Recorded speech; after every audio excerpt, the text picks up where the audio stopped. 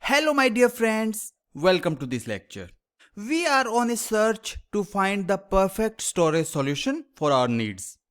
We want a centralized place where we can store our files and allow any user with access to the storage to download the web data HTML files and let them use these files. So far, we have explored emptyDir and hostPath volumes, but unfortunately, they didn't quite meet our requirements after a detailed investigation. But fear not, we have a promising solution in mind that might just fit the bill perfectly, and that is persistent volume. We are thinking of using these to store our files in an Azure storage account. Azure Storage Account provides a convenient way to access files and offer a persistent storage. If we use persistent volume claims to store our data into them using persistent volume and storage class, then even if our pod crashes or the node itself stops working, our storage will remain accessible. It is exactly what we need, isn't it? Now, let's get down to business and see how we can implement this fantastic solution. As always, we believe in learning by doing, so get ready for some hands-on experience. Yeah? First of all, let's talk about storage class. Storage class serves as a key player in provisioning and managing storage resources within our Kubernetes cluster.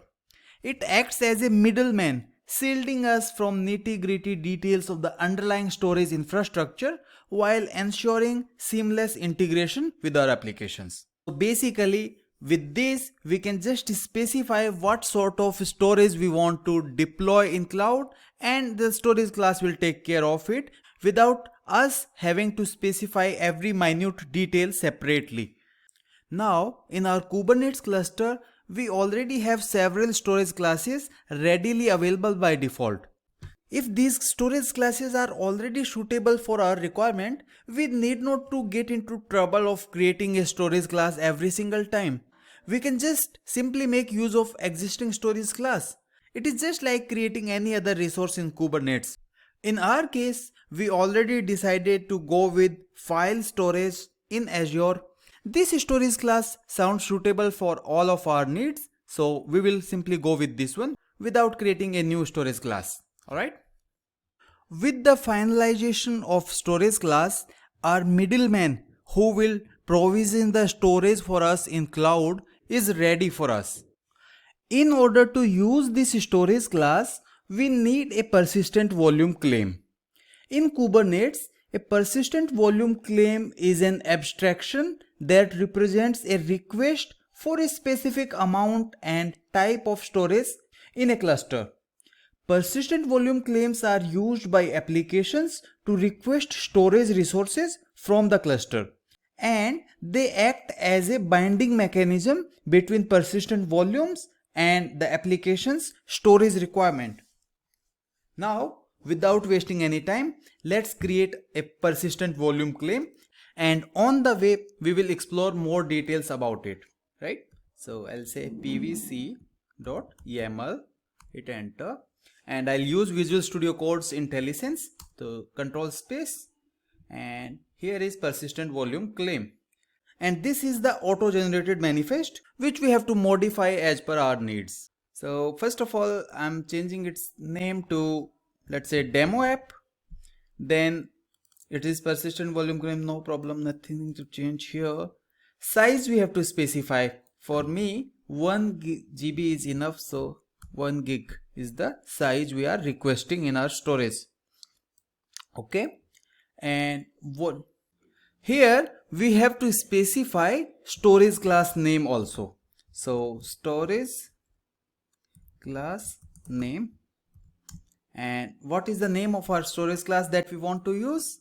We want to use Azure File Cloud Storage Interface Premium. So we just have to specify it over here, and with this our persistent volume claim manifest is ready.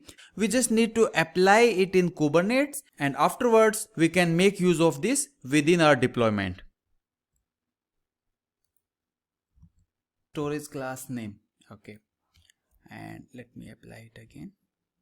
Alright, with this our persistent volume claim is created successfully. Let me quickly verify the same. So I'll say kubectl get pvc, and we can see our persistent volume claim is created successfully. Now let me show you something very interesting. So we never created a persistent volume as such, right? We only created a persistent volume claim. So if I say kubectl get pv, which stands for persistent volume, what do you expect in its output? There should not be a persistent volume, right? Now let me show you the magic. How come? There is already a persistent volume with 1 gig of capacity that we asked for. Its reclaim policy is delete, which is coming from our storage class. It is matching with this one. So it looks like this persistent volume is deployed by Kubernetes for us only, isn't it? Let me show you more details about this. kubectl describe pv and demo app. If you see the past events of our persistent volume claim, it is very clear that at some point in time it was waiting for a volume to be created either by external provisioner or manually created by the system administrator. In our case, we never created a persistent volume, so definitely in this case it has happened automatically. So please keep in mind, persistent volumes are created by the cluster administrators, or they can be dynamically created by Kubernetes also. Alright, our persistent volume claim is now ready. Now it's time to modify our manifest file and use this persistent volume claim. So like we did in the case of emptyDir volume and hostPath volume, we are interested in modifying this section, and now we have to make use of persistent volume claim. So I can just remove this portion. We are interested in persistent volume claim. So I'll just say persistent volume claim, hit enter, go to next line, and here we have to say, and here we have to specify the claim name. What is our claim name? It is demo app. So I'll say demo app and save this.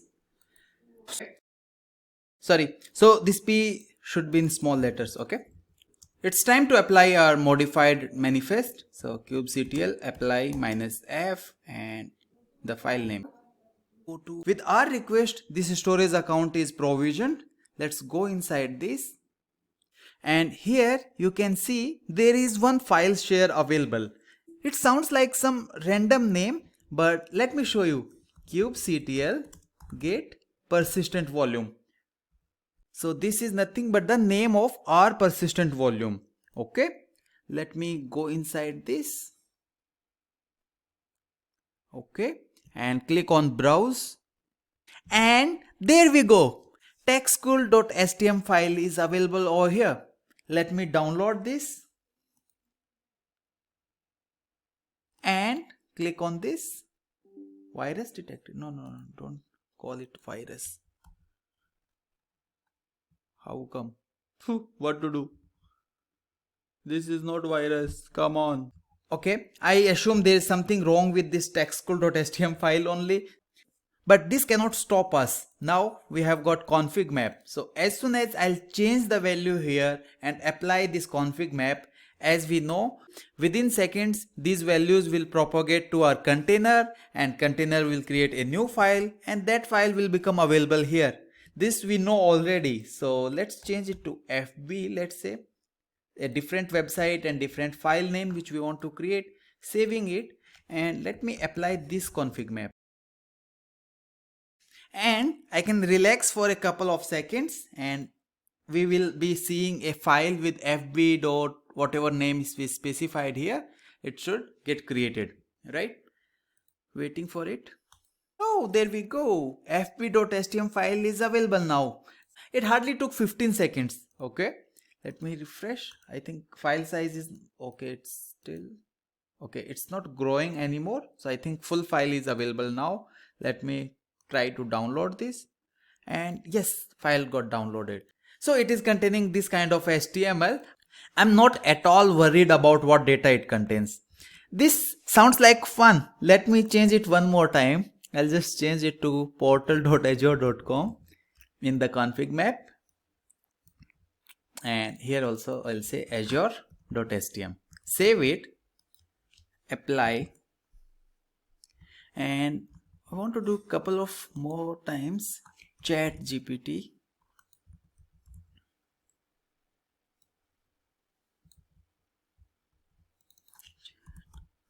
I can't express my happiness. This is crazy good stuff.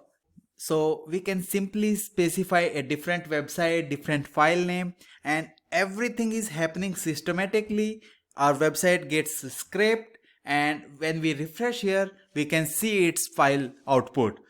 If something goes wrong in this process, we have the log files, right? So this is the pod, and here are its log file being written.